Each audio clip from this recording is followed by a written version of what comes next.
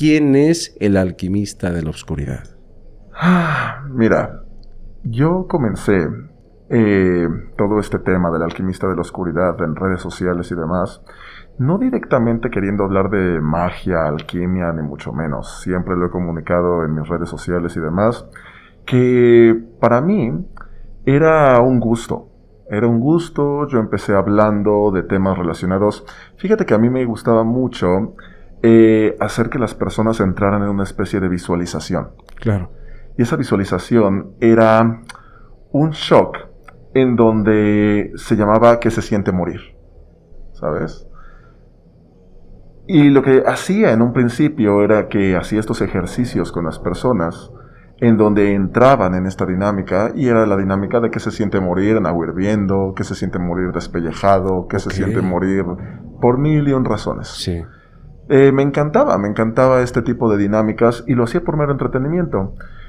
Pero a mí me llegaba mucho cierto público que de repente me mandaban mensaje de quiero venderle mi alma al diablo, quiero vender mi alma, quiero hacer un pacto, quiero esto, quiero aquello, bla, bla, bla.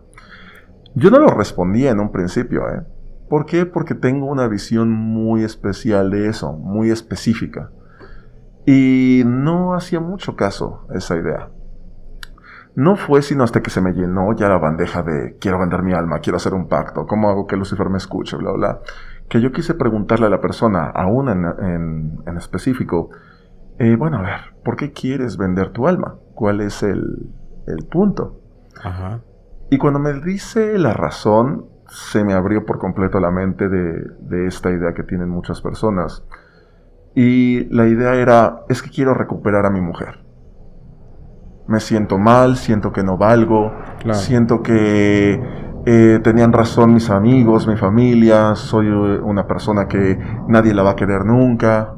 Y yo me quedé pensando en, ok, o sea, en realidad la idea que muchos tienen del pacto con el diablo es algo tan sencillo como un dolor que está pasándoles en ese instante y que no saben, ya no saben a quién recurrir, ¿sabes? Y ahí viene una primera cuestión con el diablo. Muchos ven al diablo o esta figura dentro del sendero de la mano izquierda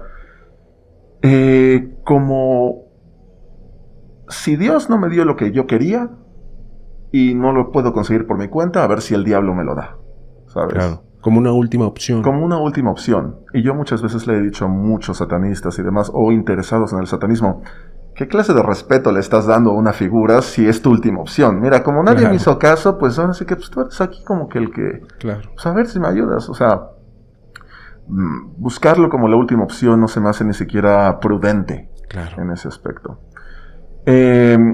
Entonces, empecé a platicar con esta persona y me di cuenta que muchas personas buscan, dentro del pensamiento mágico, buscan el hechizo o el ritual que les solucione todos sus problemas de la vida. Y eso lo vi constantemente conforme iba apoyando a personas al azar, que me llegaban con la misma dinámica, llamémosle, de quiero vender el alma al diablo. Cuando esto sucede, empiezo a platicar con la persona y lo primero que le digo, sobre todo cuando me dicen, es que quiero hacerle un amarre. Yo algo que siempre les digo a las personas que quieren hacer amarres es, ¿te das cuenta que esa persona está feliz haciendo su vida con otra pareja incluso y tú eres el único o la única que dice no, tiene que ser mío, tiene que ser mía, estoy pensando en él o en ella todos los días? ¿Quién es el que está realmente amarrado aquí? Claro. ¿Quién ya hace su vida o quien no puede soltar? Quien está haciendo su vida lo va a dañar cuando regrese, presuntamente si se regresa. Va a dañar solo. No es Muchas veces queremos culpar a terceros para no responsabilizarnos a nosotros mismos. Así es. De muchas de las acciones que tenemos que hacer en nuestra vida. Pero como es mucho más fácil culpar a X o Y en lugar de voltear a ver al espejo y darte cuenta de hasta dónde viene la responsabilidad de uno y dónde empieza tu propia responsabilidad, es que realmente se hace complicado. Claro. Entonces, empiezo a hablar con esta persona, empiezo a atenderla, y es de ahí de donde empiezo a darme cuenta que más allá del ritual o más allá de la brujería tradicional, Hace falta un poco de alquimia, justamente, en el medio, en las personas. Ok. Ya que la alquimia no se trata de hacer rituales y hechizos para que se te solucione la vida de manera rápida. Podemos dar, por ejemplo, varios alquimistas. Por ejemplo, Paracelso. Paracelso es uno de los precursores de lo que vendría a ser la farmacología, quien a través de la alquimia hacía una mezcla de diferentes hierbas, de diferentes sustancias, para crear medicamentos arcaicos que ayudaran a las personas. Lo que pasa es que Paracelso veía también un componente mágico dentro de lo que era esta sustancia, en donde la magia proviene no de un aspecto religioso, y ahí hay una gran diferencia. No proviene de un dios traído del judio-cristianismo, o de un Yahweh, o de un Alá, sino que proviene, si tú le quieres llamar Dios, a una energía universal, claro, que se encuentra en cada uno de nosotros, y que cada uno de nosotros le pone el nombre que quiera conforme a la situación geográfica, conforme a la situación cultural que vivimos. Unos le llaman Yahweh, quienes nacieron en otra parte del mundo le llaman Alá, quienes nacieron en otra... La energía como tal no conoce dentro de este concepto una visión, llamémosle religiosa. Claro, no tiene un nombre en específico. Como tal, ¿te refieres a un nombre en específico? Un nombre a un dios en específico. Es que no vas a encontrar un solo nombre para un... o sea, que todo el mundo diga así se llama. Es. No, realmente... Te voy a poner un ejemplo. ¿Podríamos decir que los egipcios estaban mal al adorar a Osiris, a Isis y a Horus? No, claro que no. No podríamos decir que están mal. Y estamos hablando de politeísmo, ni siquiera estamos hablando de un solo dios. La visión que se tiene de la oscuridad de tiempos antiguos, de los dioses nóticos, es muy distinta a la que es traída por el judio-cristianismo. Porque los dioses nóticos como Set, o dioses nóticos como Marduk, o dioses nóticos como podría ser, cualquier otra deidad del panteón griego, del panteón helénico, del panteón nórdico, no eran vistos como seres malignos que debías apartar de tu vida, sino que había que conocerlos y había que conectar de cierta forma con esos dioses, con esos seres nóticos, de los cuales todos formamos parte. De ahí la idea también de que el ser humano es dualidad. No eres totalmente luz, no eres totalmente oscuridad. Y es ahí donde comienza el concepto alquímico, en donde, por ejemplo, tenemos la figura de Baphomet. Baphomet se tiene una idea de que es el diablo. Y Baphomet como tal no es el diablo. De hecho, podemos partir de la idea de Baphomet mucho antes de Eliphas Levi. Tenemos al Baphomet de Eliphas Levi, que tiene el macho cabrío, y tiene este concepto hermético de dualidad, en donde tenemos, por ejemplo, hombre-mujer, como es arriba es abajo, bestia-humano. También tiene, si te fijas, la luna de Shesed y de Gebura. ¿Por qué tiene Shesed y Gebura? Porque en el árbol de la vida, justamente, estamos hablando de que el árbol de la vida se divide en su lado izquierdo y su lado derecho. El lado izquierdo de la severidad y el lado derecho de la tolerancia. Representa esa dualidad de la que tanto hablamos. Exactamente. Baphomet no representa maldad, representa la dualidad del ser humano desde un concepto hermético. Eliphas Levi era finalmente un sacerdote como tal también. Sí. Así que tener la idea de que es algo satánico directamente, no. Lo toma la iglesia de Satán, pero no es como tal satánico. De hecho, ahí hay un punto que luego he platicado con algunos herejes, de cómo Anton LaVey habla de Baphomet como el diablo. Y yo les pregunto, ¿Anton LaVey realmente creía que era el diablo? ¿Y se equivocó? ¿Era un ignorante? O, como siempre, jugaba con las palabras, transgiversaba las palabras. Aquí algo bien interesante. Para el satanismo moderno de LaVey, Satanás no existe. Satanás es un concepto filosófico. ¿Qué pasa? Que Anton LaVey le da el nombre de Satán a aquello que no entendemos, a la oscuridad. Esto viene reflejado justamente en la Biblia satánica que él escribió. Entonces, al no tener un nombre como tal que la ciencia pueda otorgarle en este momento, entonces lo entendemos a sí mismo con el concepto de Satán. Aquel concepto oscuro donde no podemos ver, donde no entendemos y que muchas veces nos provoca miedo. Porque el mismo LaVey lo menciona. Yo pude haber sido la iglesia no de Satán, pude haber sido la iglesia setiana, pude haber sido la iglesia de Cronos, pude haber sido el templo de lo que sea. Claro. Yo le puse Satán porque provoca un efecto muy poderoso en la sociedad moderna. Claro. Si yo digo soy satanista, va a haber mucha gente que se persina, dice viva Cristo Rey, bla, bla, bla, bla, bla. Está excelente, pero de ahí partimos a que entonces puedas entender de dónde proviene esta idea de Satanás, que Lucifer y Satanás, como muchos saben, son dos conceptos totalmente distintos. Así es. Satanás como adversario y un adjetivo, prácticamente, y Lucifer como la deidad romana. Así es. ¿No? Como un sincretismo del mismo fósforo. Entonces, de hecho, algo bien interesante, que Satanás viene reflejado en diversos personajes a través de la Biblia. No es un solo personaje. Por ejemplo, hay por ahí un TikTok que se viralizó mucho, donde hablan de que se sabe exactamente dónde está el trono de Satanás y demás, ¿no? ¿Dónde está el trono de Satanás? Y justamente se habla de una ciudad, pero se habla de una ciudad que se encuentra en la actual Turquía, en la ciudad de Pérgamo. ¿Por qué la ciudad de Pérgamo? Porque ahí donde radica Satanás era donde en la antigüedad seguía radicando costumbres paganas. De hecho, se adoraba dos situaciones. Se adoraba al dios Zeus Amón, que si lo googlean se van a dar cuenta por qué esta concepción. Zeus Amón es parecido a un fauno, un hombre con barba y cuernos. Muy similar a lo que podemos conocer como Satanás, sí, ¿no? Dentro de esta concepción. Entonces, la idea de que el trono de Satanás se encuentra en la ciudad de Pérgamo parte de este hecho de que todavía no se puede evangelizar esta ciudad. Y es una sociedad llena de herejes, en donde inclusive se adoraba o se deificaba la figura del líder de la ciudad, ¿sabes? Claro. Entonces, ahí tenemos un concepto en la Biblia de Satanás, en donde no tiene que ver ni con Lucifer, no tiene que ver con... No, tiene que ver con la ciudad de Pérgamo y Zeus Amón. Claro. Por eso es que Satanás no puede ser simplemente Lucifer, porque puede ser un adjetivo que define muchas cosas. Claro. Estaríamos hablando de que las personas creen que habita ahí ese tal trono porque se sigue creyendo en estas imágenes, en estos seres. En su momento se seguía creyendo. Ya en la actualidad no es así. En la actualidad es totalmente distinto. Pero en esa época, en el momento en que es escrito este versículo, sí, se tenía esa idea.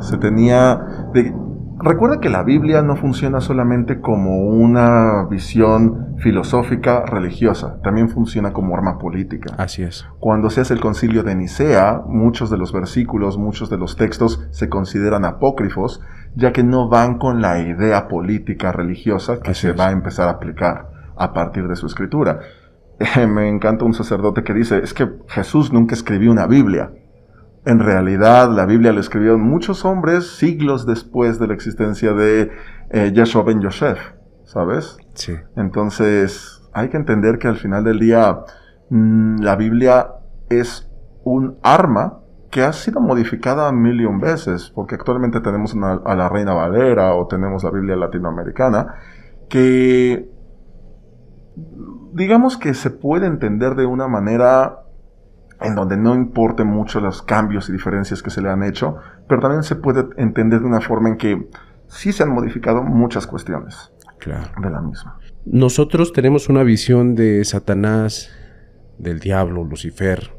Todos lo meten en el mismo saco, como decíamos hace un momento, de que es una persona así con cuernos, tal cual como está plasmado en algunos de estos libros, los cuernos, ese cuerpo tanto de mujer como de hombre. Hay distintas representaciones de este. Dentro del arte está muy, muy bien plasmado, incluso hasta en el Vaticano. Hay algunas representaciones de este ser, de esta deidad o de esta energía.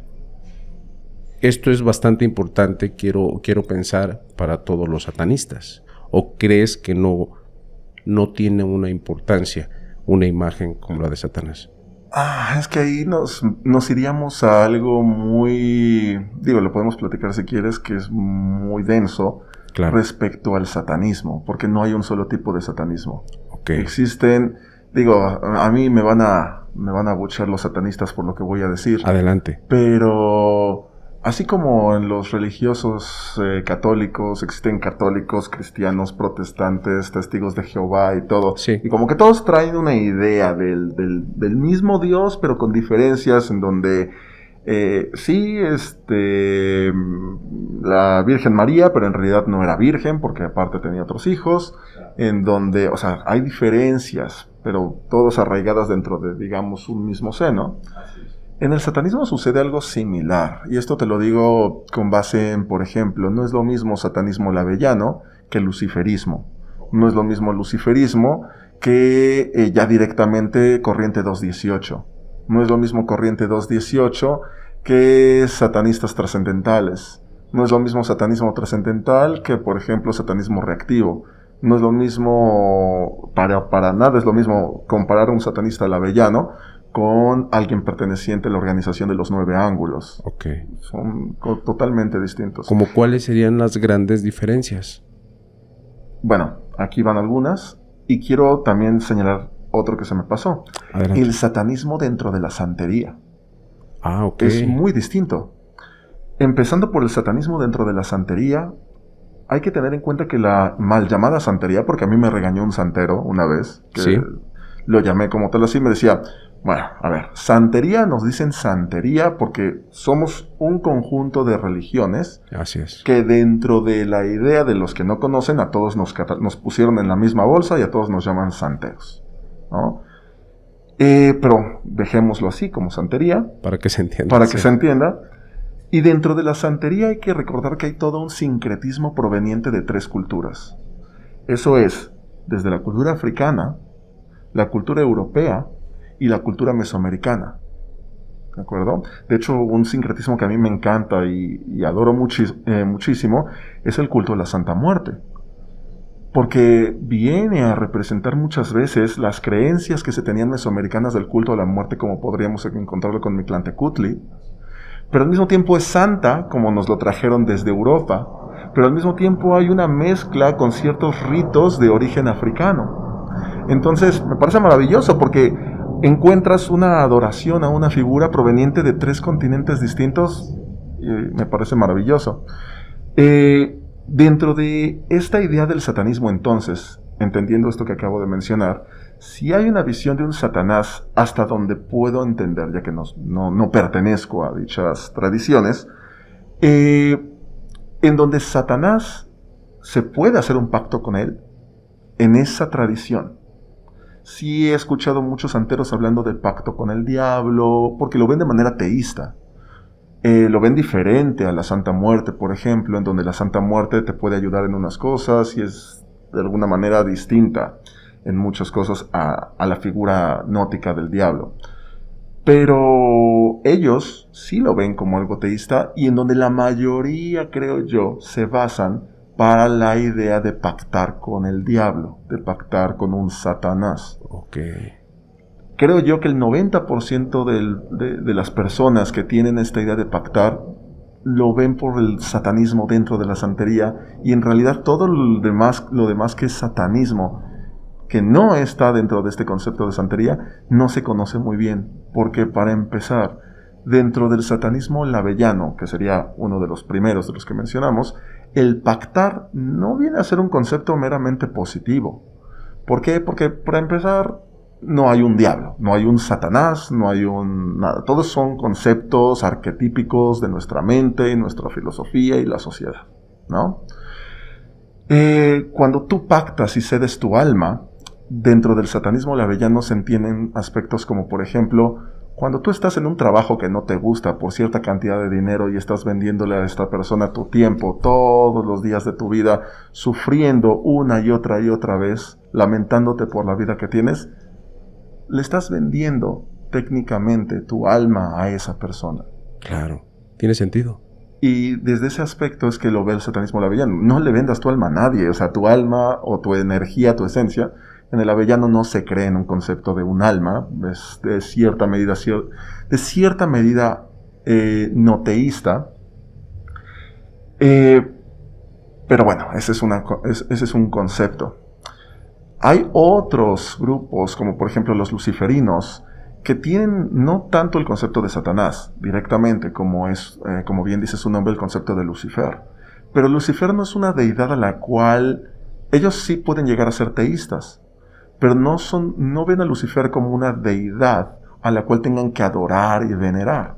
Al contrario, en la misma Biblia del adversario de Ford, se habla de esta intención del practicante de llegar a la grandeza, a ser como Lucifer. ¿Me entiendes? Claro. No adorarlo, sino verlo como una figura aspiracional. ¿Me entiendes? Ese Prometeo encadenado que quería darle la llama del conocimiento al ser humano. En el draconiano, que es un sistema que manejo, viene a ser algo un tanto distinto. ¿Por qué? Porque en el sendero draconiano, dracon para empezar viene del griego que significa severidad. Y lo que cree el sendero draconiano es de que a partir de la severidad de la vida, uno puede crecer, uno puede llegar más lejos. Entonces, algo que hace el sendero draconiano, cuyo símbolo más que el macho cabrío viene a ser el dragón, se tiene la intención o la creencia de entrar al árbol cabalístico de la muerte. ¿Cuál es el árbol cabalístico de la muerte? El Qliphoth. No es un árbol distinto al de la vida, en realidad es el árbol de la vida y como si fueran sus raíces empieza a crecer, pero hacia abajo, hacia la tierra, lo que es el árbol del Qliphoth. En lugar de arcángeles, como vendría a ser en el árbol de la vida, en el Qliphoth vienen a ser los famosos, llamémosle demonios, que recordemos también, es que tengo que hacer mucha mención a esto, los demonios vienen a ser muchas veces una mezcla de dioses antiguos que fueron demonizados por las religiones abrámicas. Pero, digamos, demonios, en donde encontramos a Lilith, por ejemplo, la clifa de Lilith, aunque Lilith no la dirige Lilith, la dirige el demonio Namá. Mientras que seguimos en el árbol de la muerte a Gamaliel, a Rabsarak, a Samael, y de ahí van subiendo, o más bien bajando, hasta llegar a lo que es Taumiel. ¿Cuál es la idea de transitar en el árbol de la muerte? Alejarse de la luz divina. ¿Por qué? Porque la idea del draconiano es que la luz divina tiende a ser cegadora. Si tú únicamente te consideras que te vas a fundir con la luz, va a llegar un momento en que esa luz te va a consumir, te va a quemar. En cambio, alejándote de la luz divina vas a entrar en la oscuridad. Y conforme más oscuro sea, más vas a tener la necesidad de aprender a crear tu propia luz. Y mientras que del otro lado dependes de la luz divina, aquí tú vas a ser capaz de poder transmitir tu propia luz, de poder crearla o desaparecer en el intento. ¿A luz divina nos referimos a Dios? A un concepto divino como podría ser Dios. ¿Por qué? Porque en el árbol de la vida podríamos hablar de que el ángel Metatron es el que dirige la Séfira de Keter. Mientras que en el árbol de la muerte es el demonio Moloch el que dirige la clifa de Taumiel. Entonces, desde ese aspecto es que se busca que tú crees tu propia luz, tu propio universo. Tú puedes verlo aquí de una manera teísta, porque eso es otro aspecto interesante del draconiano. Puedes ser teísta y verlo de una manera esotérica profunda, o puedes verlo como un concepto psicológico, en donde cada una de estas clifas te va a llevar a momentos de tu vida que no van a ser agradables, pero que tú estás queriendo invocar, y esto es bien interesante, porque mientras que muchos buscan a Satanás, al diablo, a Lucifer, a Lilith y todo, porque quiero algo, quiero que me des un placer. El draconiano no está pidiendo a los demonios un placer, está pidiendo enseñanza.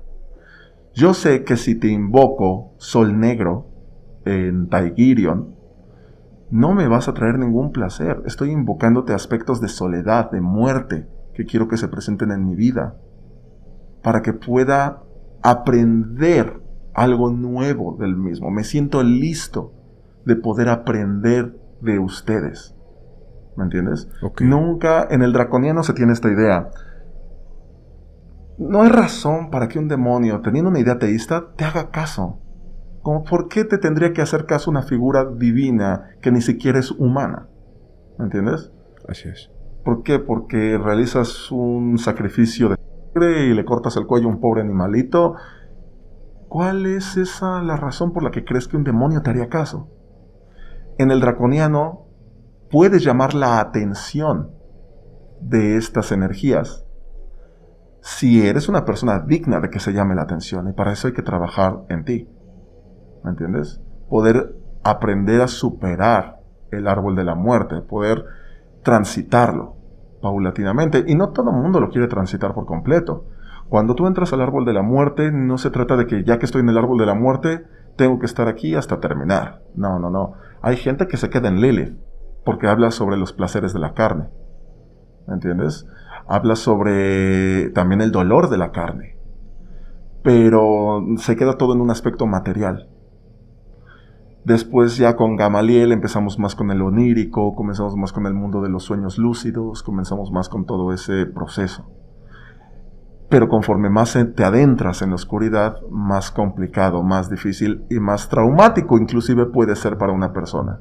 Claro, te sientes como enclaustrado. ¿Se puede decir? Sí, te voy a dar una idea, por ejemplo, que yo tengo. Y que obviamente puede nadie compartir. La idea dentro del sendero draconiano en el Qliphoth, una de las ideas más controversiales es esta. ¿Por qué tendrías que volver a ver a tus seres queridos en el otro lado? O sea, ¿cuál es esa tu necesidad de que si tu papá, tu mamá, tu hermano, tu hijo murieron, tengas la esperanza de que algún día los vas a volver a ver? Lo primero que te quita el draconiano cuando transitas esto es, olvídate de eso. Esa persona por toda la eternidad ya no va a estar, ya no va a ser, nunca los vas a volver a ver. Tienes dos opciones: ponerte a llorar por eso, deprimirte por eso, o trabajar en tu mundo en este momento, debido a que sabes que no hay segundas oportunidades y que lo que hagas aquí va a resonar, como dirían en Gladiador, por toda la eternidad. ¿Sabes? Qué interesante. Entonces, eso, si lo tienes a conciencia y después invocas la energía de Belfegor, que como te dije tiene que ver más con un concepto de desolación y de muerte, pues puede ser traumático para una persona que está saliendo de esta concepción, de esta creencia, de estas creencias del otro mundo y demás, ¿sabes? Fíjate que me agrada mucho ese concepto de hacer que brille tu propia luz. Es como que salgas adelante de los problemas, salgas adelante de lo que tú quieres hacer, de todo, sin estar pidiendo dádivas. Sí, es que es de hecho algo que yo estaba platicando una vez con un colega que se llama Brujo del Sur, ¿no? Que lo entrevisté. Muy bueno también, si lo quieres entrevistar. Que me decía, es que ¿en qué momento nuestras deidades se transforman en nuestros mandaderos? Exactamente. ¿Sabes? O sea, porque... es que también velo desde el lado del que era judio-cristiano y se fue al satanismo porque no le daba a Jesús o Yahweh las cosas. Como tú no me das lo que quiero, claro, vete a la no sé qué y me voy con el diablo. O sea, eso no se lo haces luego ni siquiera a tus padres mortales. ¿Por qué tendrías esa concepción de tu propio Dios, no? Sí, tienes razón. Esa idea de dioses como mandaderos no la comparto y no se comparte mucho muchas veces con brujos ni nada. Lo que sí puedes, como te dije hace un momento, es ser una persona digna. Pero una persona digna no se hace a través del ritual. La persona digna se hace a través de la acción que la persona realiza con animales, con otros seres humanos. Hay un libro que se llama, no sé si lo han leído, que los recomiendo mucho, no es de satanismo, pero me gusta mucho, que se llama ¿Los androides sueñan con ovejas eléctricas? Ok, no, nunca lo he escuchado. Es muy buena, no sé si has visto la película de Blade Runner. ¿No? Bueno. Que habla de que el ser humano llega un momento en que la inteligencia artificial es tan potente, tan grandilocuente, que no se logra distinguir entre un ser humano real y un androide, una máquina.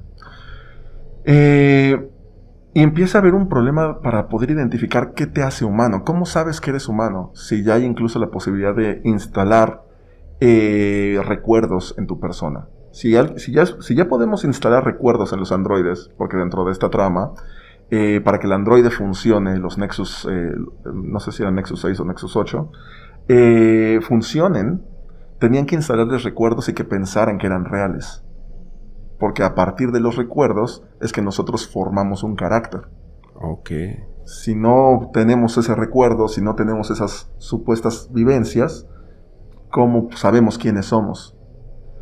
Ahora, teniendo ya esa tecnología, ¿cómo sabrías tú que no eres tú uno de esos androides? Si te pueden instalar recuerdos para que hagas lo que se supone que tienes que hacer. Yo creo que Alquimista de la Oscuridad debe de hacer esto para cierto propósito. Y debes creer que eres real para que funciones. Entonces, una de las maneras que se hacía para que se pudiera identificar al humano del androide, además de que ocupaban a otra máquina que identificaba quién era humano y quién no, había una visión de que la empatía humana hacia los animales hablaba de la humanidad de los mismos. ¿Por qué? Porque cuando tú cedes tu humanidad a quien no goza de los beneficios sociales de ser humano, y tú por empatía se los das a un perro, a un gato, a cualquier animal, hasta los animales de consumo incluso. Sí. Cuando tú le cedes esa humanidad a ellos, estás extendiendo tu humanidad. Ya no se trata nada más de cuidar a lo que es humano. Claro. Y en esta trama, en esta historia, se veía como humanos de mayor categoría o verdaderos humanos a quienes tenían, por ejemplo, mascotas, a quienes no consumían ciertos productos de carne, ni mucho menos, que de hecho hay problemas con el abastecimiento de carne en la novela, pero sí, o sea, a veces nos olvidamos y decimos, quiero que mi Dios me haga caso y para eso voy a darle la cabeza a un chivo. Yo respeto las creencias de todos, siempre lo he dicho, y entiendo que en la antigüedad, en el paganismo, los vikingos, los egipcios, los mexicas, los mayas hacían sacrificios animales. Por supuesto que lo entiendo y respeto a quien lo haga, pero desde mi concepción y la manera en que yo trabajo, a mí me llegan, como ya te lo mencioné hace un momento, personas que se sienten desesperadas porque quieren recuperar a su mujer, quieren, algunas personas hasta traer a la vida a un ser querido, quieren volverse millonarios porque se encuentran en la pobreza material. Hay diferentes tipos de pobreza en este mundo, pero se encuentran en la pobreza material. Y de pronto, si yo, cuando llegan a mí, lo primero que le digo a alguien que ya tiene un conflicto emocional, le digo, corta a un chivo, pregúntale a cualquier psicólogo, pregúntale a cualquier persona si le va a hacer un bien a la psique de esa persona que tiene el deseo de venganza, de vengarse de tal persona que le hizo mucho daño. No te preocupes, de la cabeza a una gallina. Qué bien le estás haciendo a su cabeza de esa pobre persona. Estás promoviendo el que esa persona siga en el mismo círculo vicioso. Y para mí eso no es lo que es parte de mi práctica. Yo, ya hablando de manera más esotérica, cuando yo realizo un ritual, cuando yo realizo el magic, siempre para mí es importante estar en cierto equilibrio cuando lo hago. Y es algo que promuevo mucho a los herejes que luego están en el Club del Fuego Infernal y demás.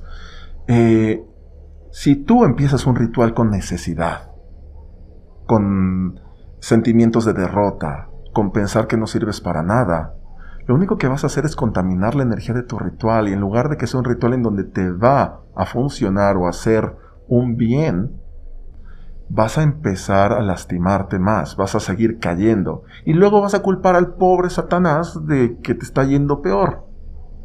Claro. Entonces, y nunca volteas a ver al espejo.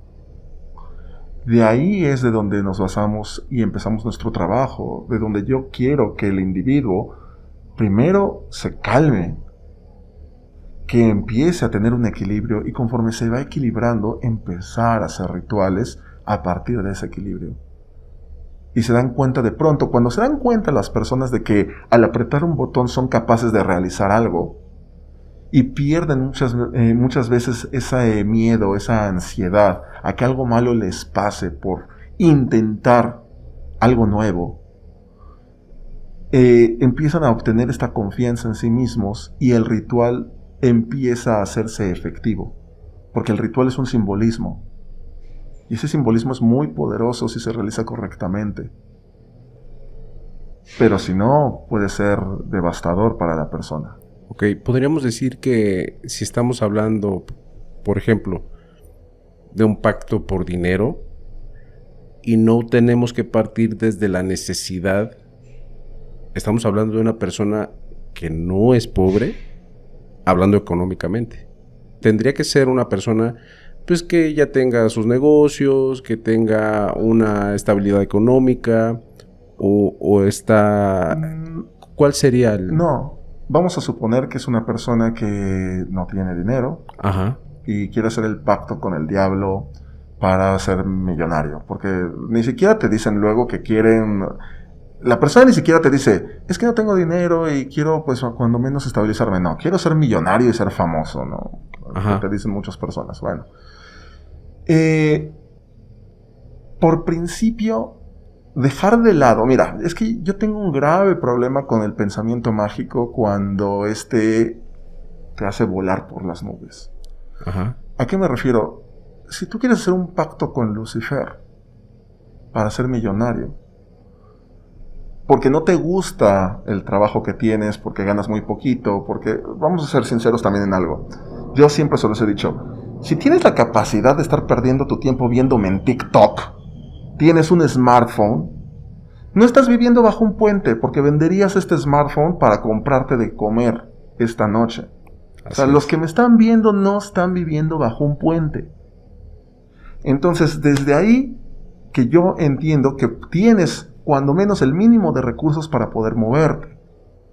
Yo no puedo decirte cómo ayudar tal vez a la persona que está, como dije, bajo el puente, pero esa persona no me ve. Desde ahí puedo notarlo. Cuando esto sucede, de lo que me estás comentando, yo sí soy muy de la idea de, ok, empieza por lo terrenal. El mismo Clifford te lo dice, empieza por la tierra, por Lilith, antes de que empieces a soñar con vender tu alma y todo con las ideas que tengas, ¿qué estás haciendo en tu mundo físico que te llevó a donde te encuentras en este momento? Haz un análisis de qué es, o sea, ¿por qué estás donde estás? Porque la gente ve hacia adelante, pero no se replantea muchas veces, no nos replanteamos muchas veces cómo es que llegué a donde estoy. ¿Me entiendes? Claro.